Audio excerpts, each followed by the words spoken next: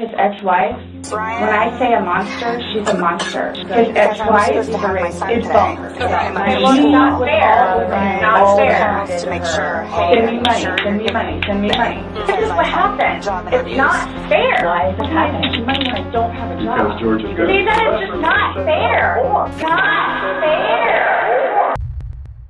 Welcome back. Today we have a doozy. I don't even really know how to explain it. With family court trial just around the corner, I believe it's August 25th, we have another unhinged, outrageous filing from the infamous Sarah Catherine Boone Paulsen. Excuse me. Eating my peach. And this is her pretrial statement where she basically demands everything in the worst way imaginable, as if she has not learned anything through her incarceration. But of course she hasn't. Also, just like her criminal trial, well actually it still isn't her criminal trial, her appellate lawyer has officially made a motion to withdraw. At some point during the video, we'll cover that. It's not that big of a deal, but yeah, things are not looking too great for Miss Paulsen. So let's get these warnings out of the way. If you're new here, welcome to the world of long-form rant content, where there is no structure or goal. It is just me reacting to whatever I want to react to, and the video is finished whenever it is finished. I express no authority on this channel. These are all my opinions. You take what you take, you leave what you leave, but if you leave a like on the way out. That's just good home training. And Miss Sarah Catherine Boone Paulsen, Cupcake. I don't want a cupcake. has no idea what home training is, as we will find through this unhinged motion. This motion was provided to me, thank you so much for reaching out to my email, by Human Tooth. I hope it's okay to say your name. If it's not, just send me an email and I'll go back here and I'll edit it. But Human Tooth, I believe, is involved with the Sarah Boone subreddit, and is actually the one who typed up the document that I read from in one of my former videos covering one of her case management conference motion things.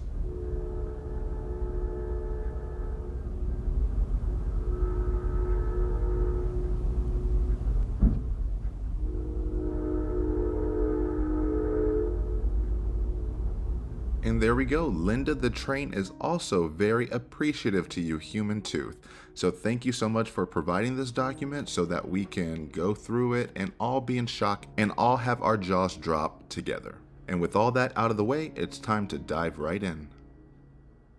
Respondent's pretrial statement comes now. Pro se respondent Sarah K. Boone submits her pretrial memorandum forced by the petitioner's violation of not coordinating the mandatory meeting of attorneys and unrepresented parties as ordered by the court setting the pretrial conference on May 29, 2025.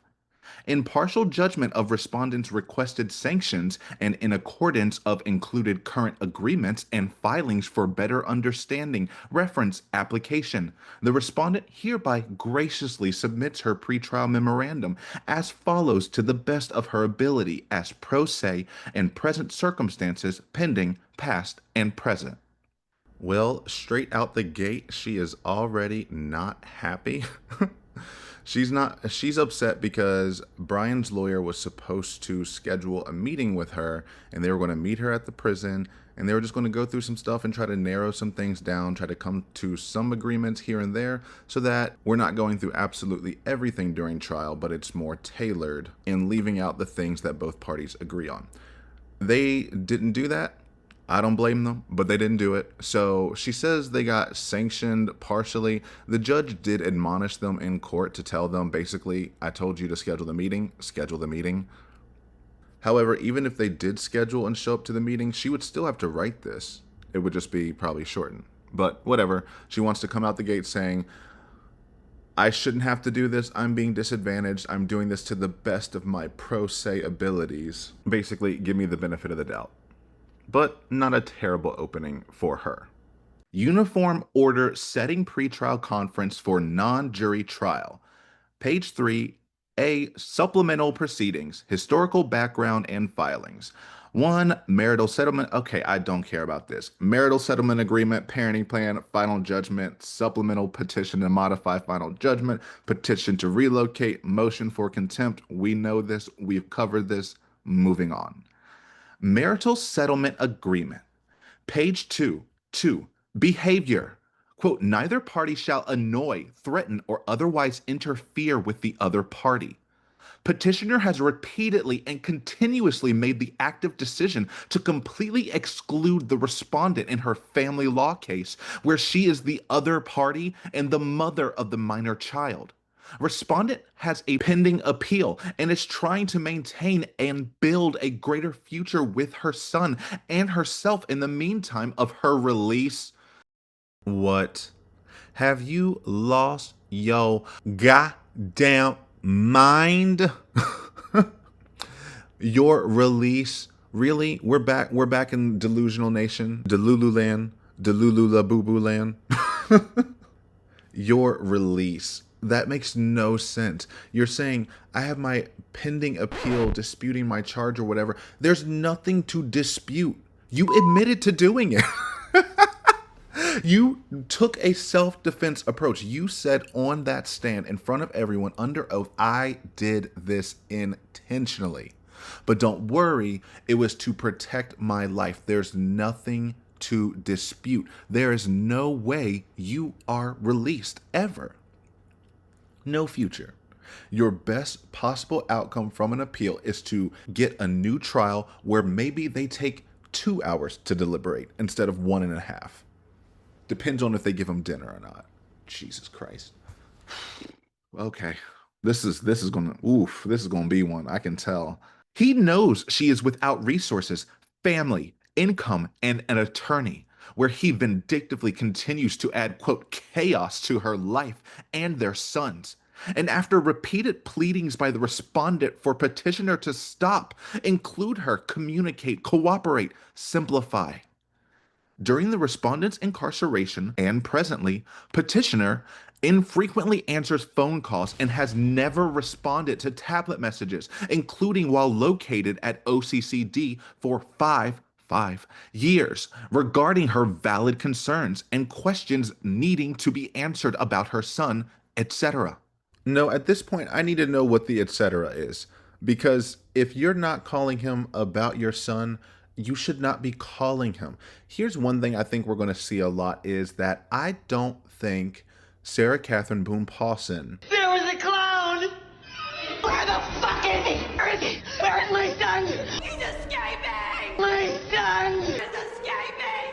Help! My peach. Knows that she's divorced. She knows she's supposed to be receiving money, but she has no idea what the concept of an actual divorce is, which is leaving each other alone.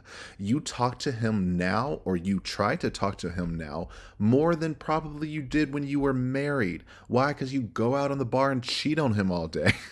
But she thinks this sounds in her favor. She thinks, Judge, don't you hear? I relentlessly call him from jail daily, and he doesn't answer me daily.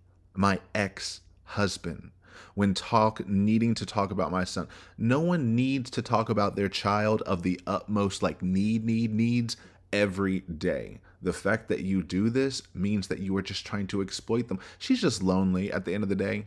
She's lonely, and she wishes she had the family that she neglected when she had them, so she wants to make it a big old family thing again, which means I'm going to guess they argued daily in their relationship, which is annoying because once you hit that certain threshold, your relationship can't really function without the arguments, and I think that's how she is. She needs to function by arguing with someone to emotionally regulate herself. She did that with George, she did that with Brian, and now she's doing it with Brian again. She does it with her son. She insults people in order to get them to react and to forcibly get into these really overblown, exaggerated, dramatic conversations that always make everything way more blown out of proportion than it ever needed to be.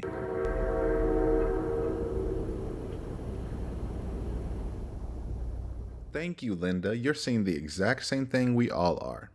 And also, her message is constantly conflicting each other. I keep pleading with him to stop doing this to me, even though she is solely the only one reaching out to them. If she did not contact them, nothing would happen to her. All this abuse she wants to complain about wouldn't happen. She berates them and harasses them daily and then is mad when she gets a negative response. If you call someone 10, 12 times a day, when they pick up, it will not be a good conversation.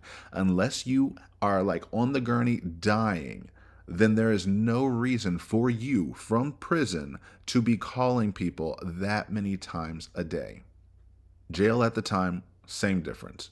And at the same time, while you're telling him stop doing this, you're also telling him to include you. So stop responding to me the way I don't want you to respond, but also include me and communicate with me 10 times as much as you are right now. So in essence, she's not saying she wants to communicate. She wants you to do what she says. She doesn't want you to fight back. She doesn't want you to have a conversation with her. She keeps saying, let's have this equal, whatever, where we both get to come to the table. But in her mind, you are only treating everyone equally, both sides, whatever, when you listen to her. If you're not doing that, then you're only listening to his side. Okay. Has called the respondent, quote, murderer and, quote, killer. We, the jury, find the defendant guilty of murder in the second degree. Says she is, quote, unimportant, quote, dumb, quote, so stupid. Tells her to, quote, shut up. Laughs at in front of their son when respondent makes repeated efforts to make necessary communication. Refuses after being ordered by the court in the pretrial conference on May 29th, 2025 to complete the visitation applications for her son to visit her in person. Respondent began asking upon her arrival at DOC in January 2025 and is repeatedly told by the petitioner for over seven months, quote, I did, quote, I will when I feel like it, quote, when I get to it. Or he doesn't respond at all when she attempts to speak with him to check status. On a weekly basis, in her eagerness to see her son, she contacts the classification officer at DOC to see if visitation applications for her son are processing. To date, nothing has been received, and respondent is still trying to see her son. Lied repeatedly about, quote, forgetting to schedule video visits on numerous occasions when respondent was at OCCD. Does not allow any type of inclusion, even a 15-minute call on holidays, stating, quote, it's my Christmas, or, quote, we don't have time for you, quote, we're spending this holiday with my family, knowing the respondent is deceased. Adds only enough funds on the phone presently for a 60-second call to wish her son a good day. Scrapped the respondent's vehicle without her lawful permission and could have stored on a lot at no charge she had arranged. Auctioned respondent's storage unit without her lawful permission, where he could have passed on to her brother, who lives locally, containing family heirlooms, jewelry, antiques, baby albums, photographs, furniture, clothing, everything from her multi-generational legacy to be passed on to her son and to utilize futuristically. Oh, this is a treat. This is a mess is what it is, because she's saying this to a judge. She's quoting Brian, calling her name, saying this, saying that. She never quotes herself. I imagine if you got the transcript from those phone calls, we know from the text she doesn't have the nicest things to say to him, and oftentimes insults him way worse than what she claims he said to her. It's just a lot of complaining. The personal property is going to take me out every time, because that has nothing to do with anything having to deal with this.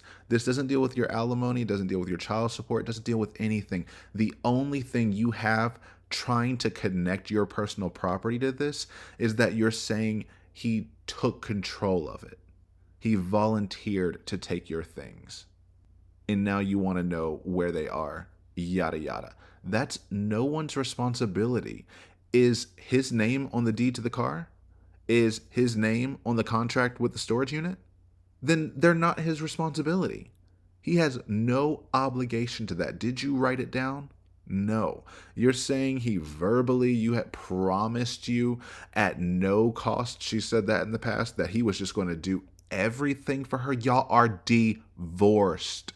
Why on God's green earth would we think he actually voluntarily wants to do all these things for you when he is the one who divorced you? Regardless of how you want to revise history now, he bought you out of the house so that you could leave. It was not the other way around, as you'd like to try to frame now. But that was part of it.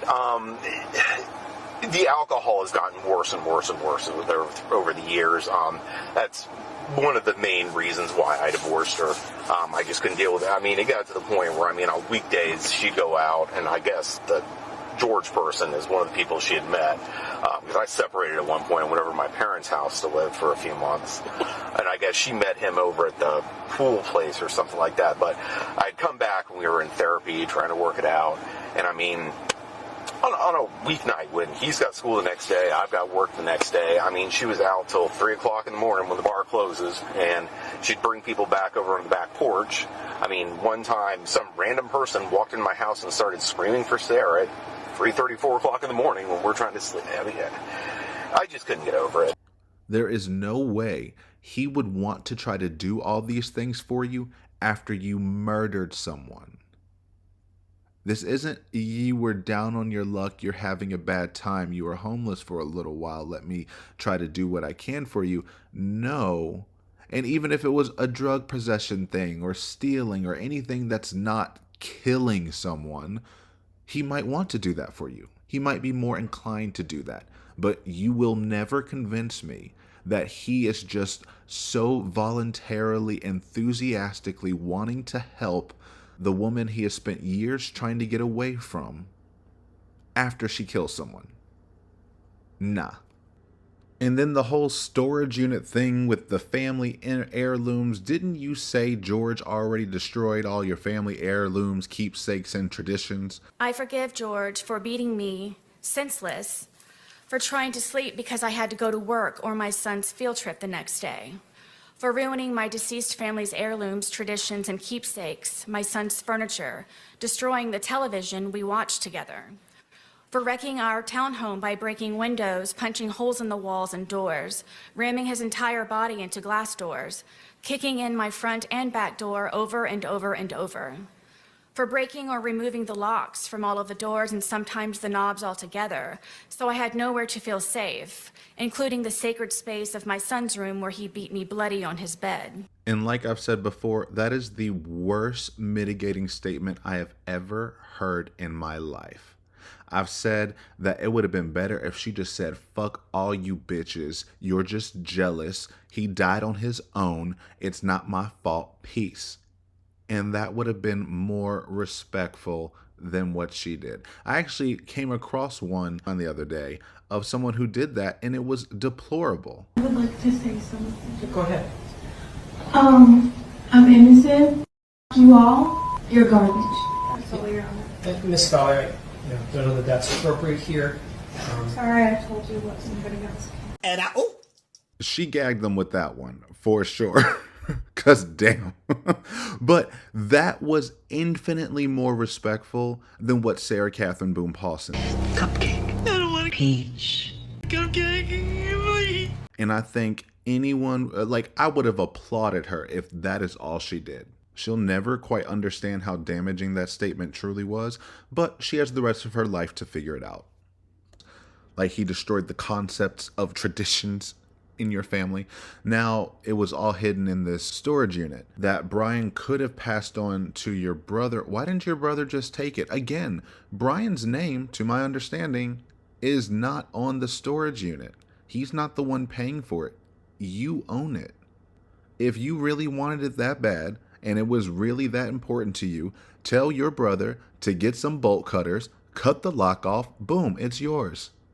Beg your brother to give you money to keep paying for it, saying it is our family keepsakes, heirlooms, traditions. This is so much money worth of our history that I want to pass down to my child. You should do this. Why don't you guilt your brother? But no, you're saying he should give it. Oh, it doesn't make sense. The keys, Brian not giving your brother, I guess, keys to the storage unit is not why the storage unit went away. It's because it was abandoned due to lack of payment. That has nothing to do with Brian, everything to do with you and the storage unit place, wherever. You want to now, like, she also does this thing where she ties all the responsibility for her not having money to Brian. Like, yes, in theory, Brian should be giving you money. He should not be your sole source of income and your sole and only option. She never tried to do any side hustle while in prison when she definitely could have, especially if you wanted to capitalize on all of your publicity. You want to say this, you want to say that, you want to say people are making all this money off of you. You could have done it yourself. You didn't even try. There were other ways you could have paid for that storage unit if it was that extremely important to you. It is not Brian's fault. He is not contractually obligated to make sure that the storage facility does not auction your storage unit off, which they have every right to do from lack of payment. That's a them thing. Brian didn't put it up for auction. Would be sickening if he did. I would love that if he did, but he didn't. Again, this is just so irrelevant to this whole proceeding. Page 2-3. Subsequent divorce. C. Quote, this agreement shall survive the final judgment and be binding upon the parties for all times. The respondent's marriage settlement agreement was and is active in full effect during her incarceration from February 2020 to present. Page 2, D, quote, a modification or waiver of any of the provisions of the agreement shall be effective only if made in writing, signed by both parties, and properly witnessed and notarized. Respondent has been excluded from all possible provisions to avoid trial, has not agreed to any modifications attempting to be made and which have not been granted or heard in court to date, with no signature being executed by the respondent on any paperwork filed by the petitioner when actually included and received. Yeah, because we're done with that. She really wants to forget it so bad, but you were given that option. We're finally going to come to the table to mediate. They gave you the option to supply some dates in order to confirm the date for mediation. You decided to go off the rails and demand a million things before even considering to attempt to provide some dates. And you sent them to do all these tasks for you, tasks that cost normal people money, but you think they should do for free because you're pro se, you're poor, broke, and alone. So it's everyone else's job just to do things for you free of charge. And then once they do all these things and you've had a chance to review them, you might consider narrowing down some dates. But you wouldn't, because you would have follow-up questions to those, because you're never actually satisfied with anyone's answer ever.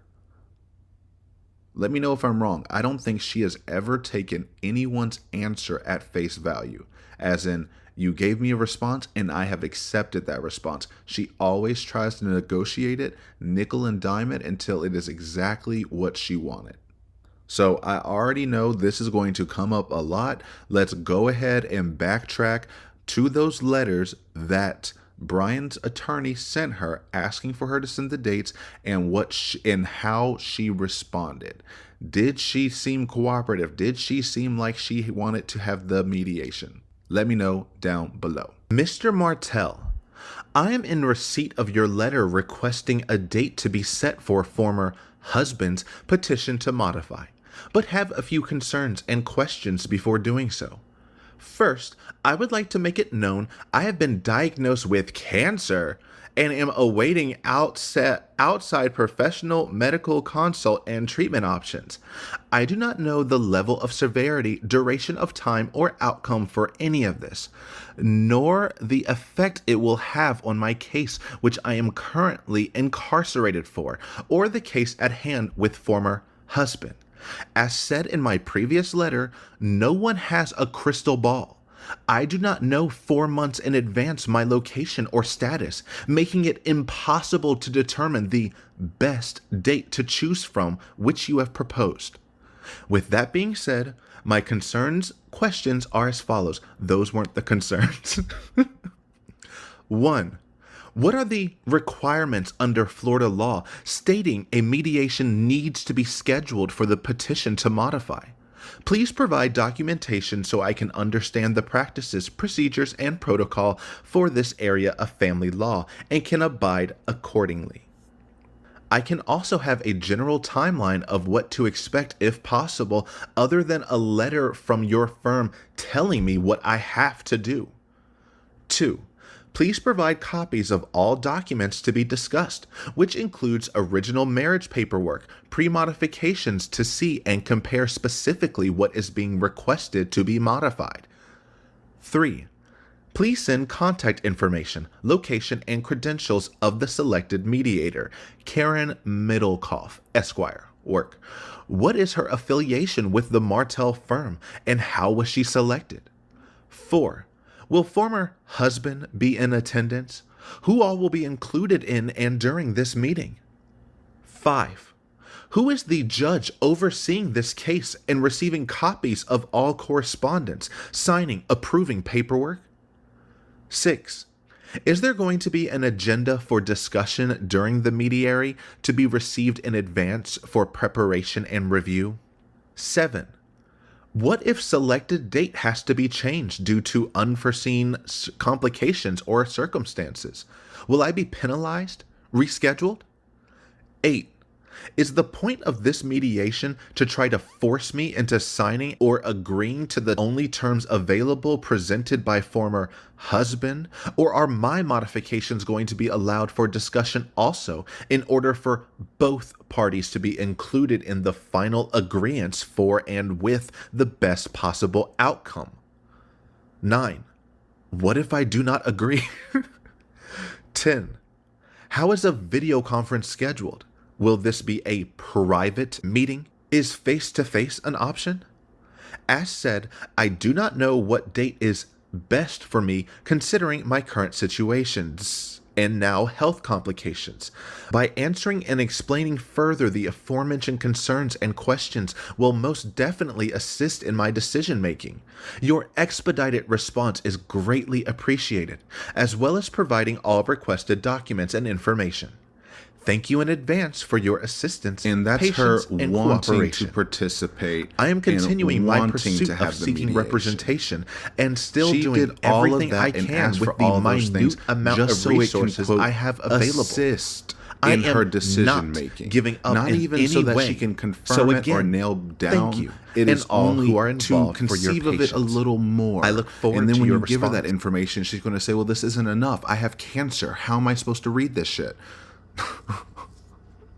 But it's just wild how she is able to reframe history in her mind and so confidently.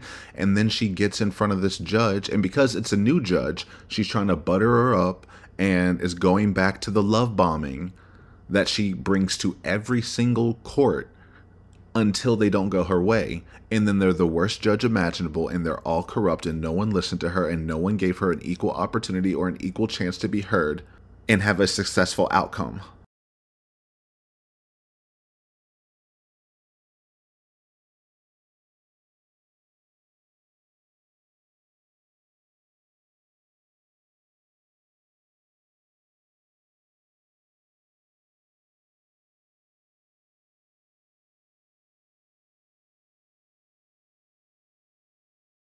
Final judgment, page 1-3, marital settlement agreement and parenting plan. Quote, accordingly, the marriage settlement agreement and parenting plan are approved and incorporated herein by reference, and the parties are ordered to so comply with the terms contained therein. Both of these court-ordered agreements are active during the respondent's entire incarceration of 5 years prior at OCCD from February 2020 to April 2025 and present. Oh, okay. She's saying April 2025 because that's when it actually ended. Oh, so it's done. April, May, June, July, 3 months since That it's doesn't make officially sense done. at all, So and it's now this just in is the just for her construction to of the get back sentence. pay. He was required to Petitioner was encourage. never What does permitted that by the mean? court at That's any not a time to reduce measurable or stop legal alimony thing. obligations to respond. What does it mean to encourage? And was He required can to require him encourage to the set up the parental visitation relationship schedule. in accordance That with can the be seen as existing encouraging, parenting plan, but you're not going to define hinder, encouraging obstruct, as alienate. forcing my child to talk to me every night until I'm satisfied. And the thing is, the sword still cuts both ways. She is not ready for a trial because she is being very combative and very snippy right now because she thinks she's trying to do something. But you are just giving Brian's lawyer all this ammo to rip into you. You want to say he hasn't been following the parenting plan that has been into effect ever since you've been incarcerated, and that there was no modifications and that no court order allowed him to stop doing these things. The same goes for you. You are supposed to have shared parenting time. You are supposed to have overnight time. You are supposed to have your son during the arranged custody agreement. You can't do that. Why? Because you have a substantial change in circumstances which prevents you from being able to fulfill your duties. However, the court didn't order that. There wasn't a court order or a court change. You are in contempt of the parenting plan even more than Brian is, because your obligation to that child outweighs any alimony cent you could ever receive. And Brian has to take on all of that, and you don't give a damn about it. You only care about your feelings, your money, your bank account, your time, regardless of the sacrifices everyone else has to make just to get you to stop yelling at them. And that's why she does it, because she knows it's going to work in the end. And she's shocked, befuddled, and cannot believe that it hasn't worked in the legal system. Her good old, trusted, faithful legal system that she called 16 times on George Torres the year before she killed him is now turning on her and showing her the exact person she is and the consequences of being that type of person. So the more you say he's in contempt, there is a way that he can remedy that. If the judge finds him in contempt, then he can back pay. You cannot remedy your contempt of the parenting plan. So either it needs to be completely remodified in order to have you follow and abide by it as well. You really love that pick and choose. He has to pay me all this. It's in the parenting plan. So is the custody agreement. So is your share of the support of that child, and calling him and harassing him every night is not support. Some would argue it's abuse.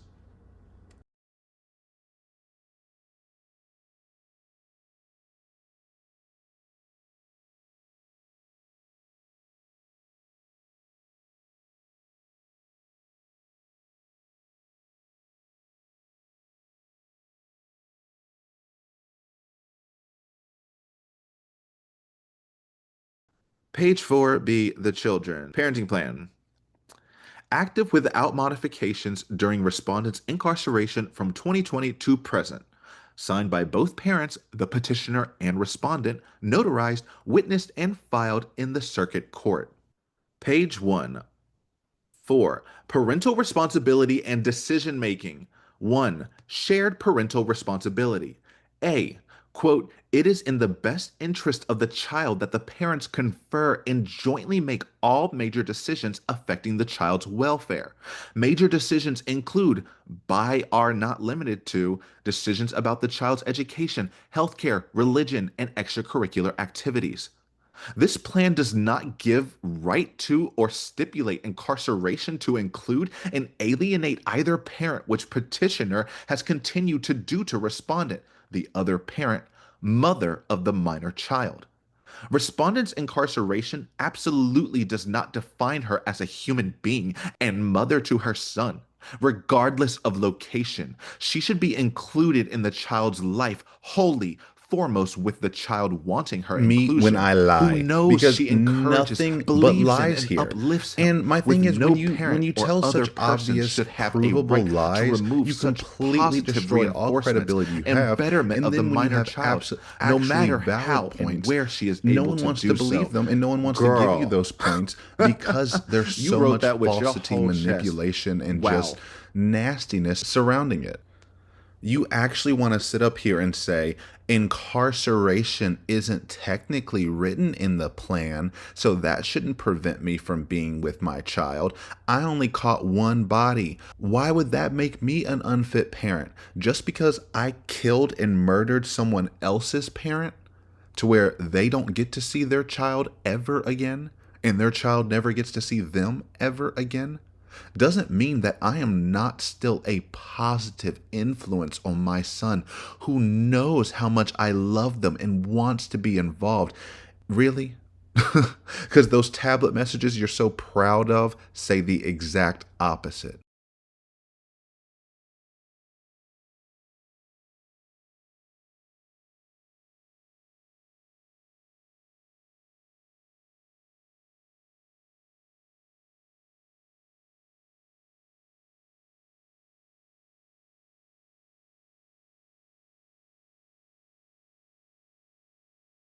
Tucson, I tried calling 9 times today, 8 yesterday, just for you to yell and not care as usual while typing on your computer. Blank, stupid, uncaring response your father gives me, then hangs up on. Blank, to talk to you. What would you do if I didn't care? Why do I have to a blank? The difference with that is that I will always care and never blink. Me, your mother, nonetheless. I tried calling 2 more times today, blank calls. Like I tell your arrogant, mistreating father. Feel good about yourself. Blank, super weak at school. I'm never important enough for you to tell me, blank, you.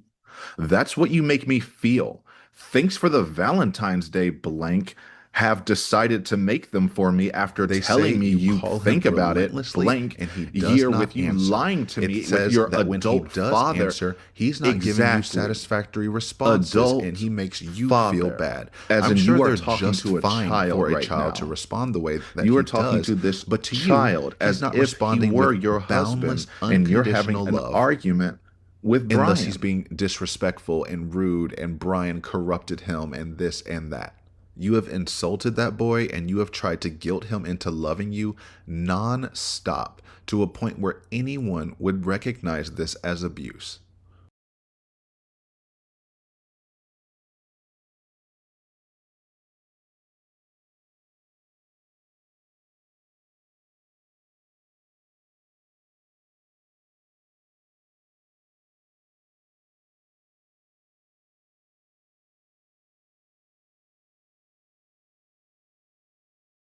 I try calling you every night with no answer.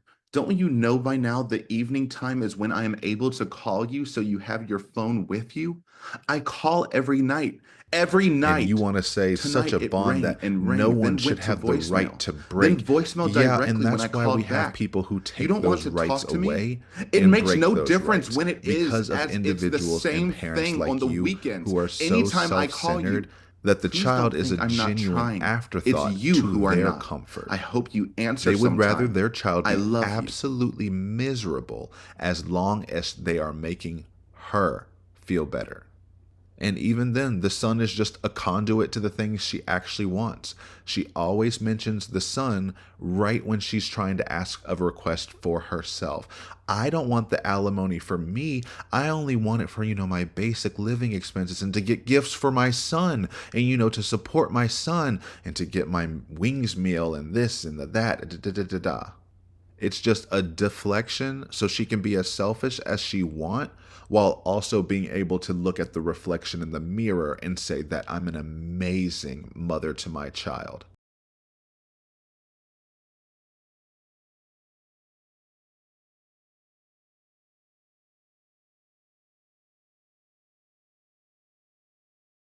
Because I love bomb him like no other to the point where CPS should be called for this.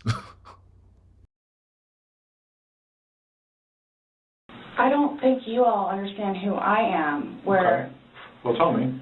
I mean, I've always been a straight-A student. I am an outstanding mother to my son. Okay. I excel at everything.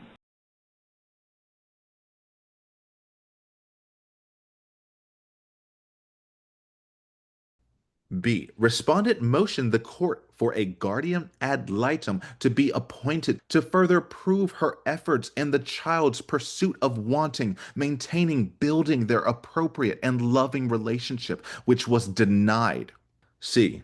Respondent is doing everything she has the ability to do and ceaselessly in her very best attempts to make known her genuine love, significance, and care she has for her son, who agrees and reciprocates despite continuous, obvious hindrances by the petitioner. D.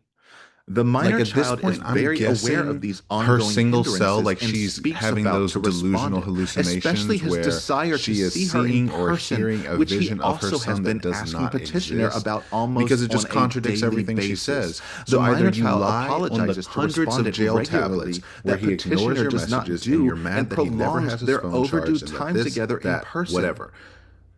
And at the same time, he's berating and asking his father daily to be able to see you, and that he knows how much you love him and he wants that daily interaction with you despite no evidence to back it up. You are putting nothing but words in his mouth, and you do it because you know he's not going to be speaking at this trial.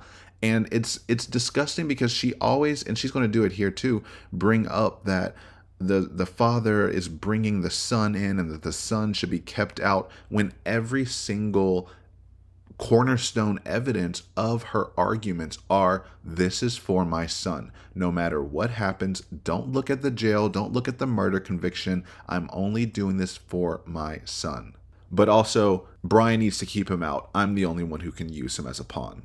So much so, I want you to appoint a guardian ad litem to show and prove my efforts. That just shows she's going completely, she doesn't understand the concept of a guardian ad litem and is going against the whole foundation of why that role exists. A guardian ad litem is basically like a lawyer for the child. In these type of situations, especially when, well, not these type of situations, but in family law type of situations, especially when the child's custody is directly involved and that is the focus, that person is to be a neutral third party that is supposed to put the child's interest at heart and supposed to give the child a voice by doing an independent investigation and then releasing the findings in whichever way they believe is in the best interest of the child. She wants them to do that so that she can have them dig up dirt on Brian and use against him, which is the exact purpose a guardian ad litem is supposed to combat.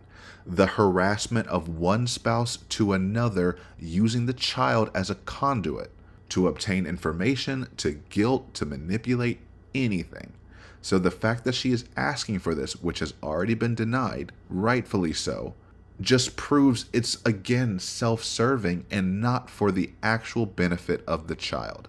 Because if you were actually benefiting the child, you would just listen to him. You wouldn't need to hire a quote third objective party, someone who you can freshly manipulate. Because even if they did appoint one, you're not going to be in continuous contact with them the way you like to go see George's public defenders and his parole officers.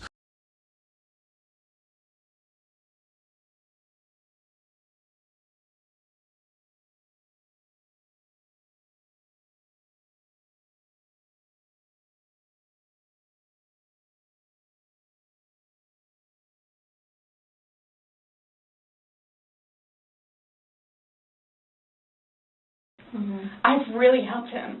I've bailed him out of jail, 3 times.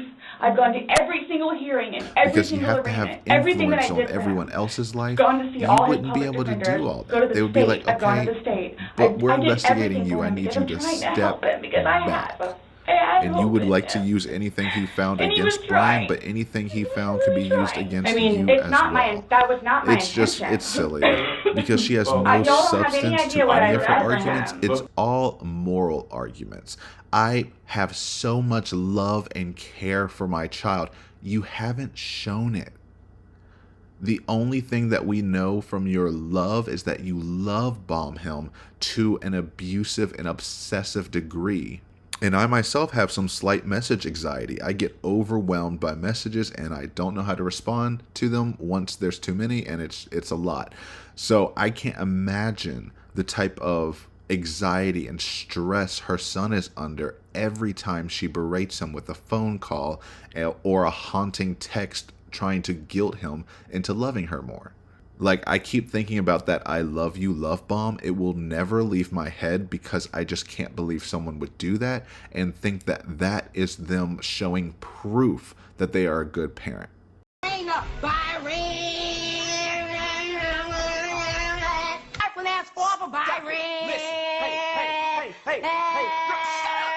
quiet, listen.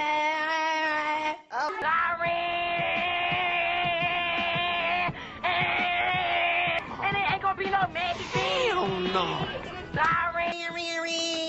1 p.m. to son.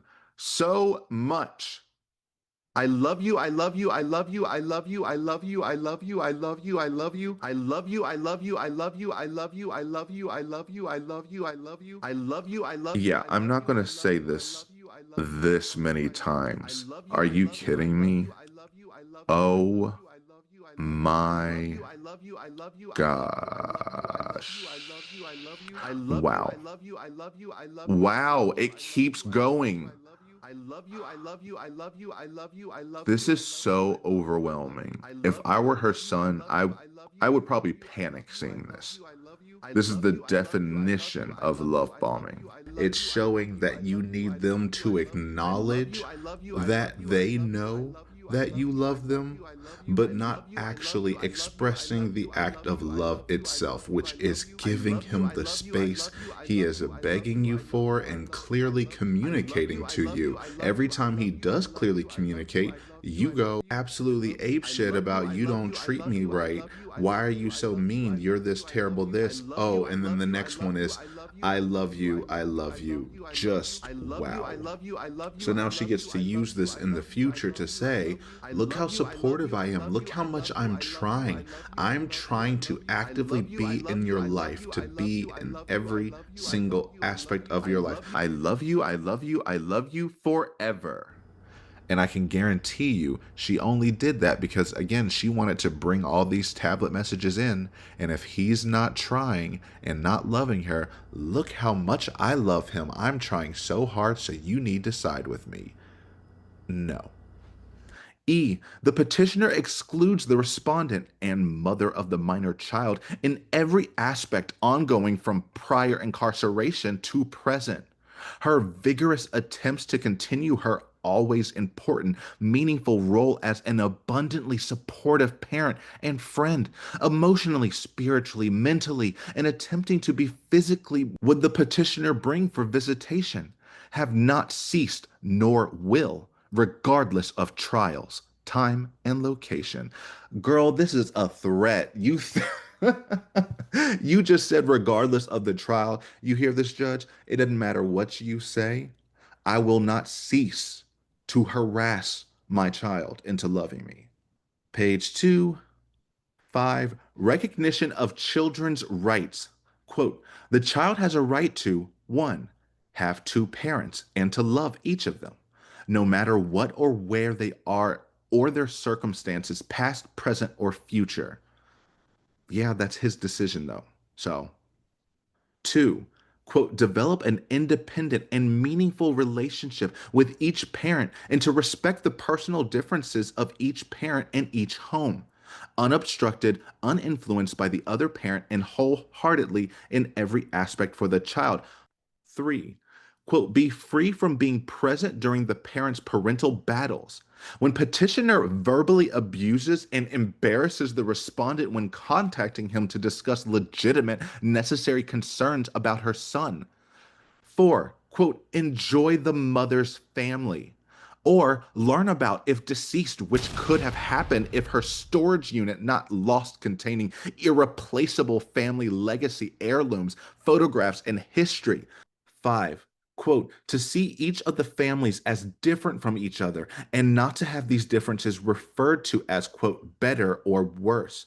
Petitioner slanders respondent's deceased family in them not being country club members, having minimal income, other circumstances, etc.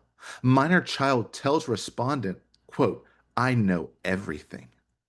6, quote, not to hear parents speak ill of each other, nor to have to hear about the difficulties of the other parent. Petitioner calling respondent, quote, murderer, quote, killer, laughing at, lying to, etc., while trying to discuss the child's needs and concerns. 7, quote, to see his parents being courteous and respectful of each other. Respondent continues to uphold, regardless of the undeniable disrespect petitioner inflicts on and unnecessarily to in front of their son.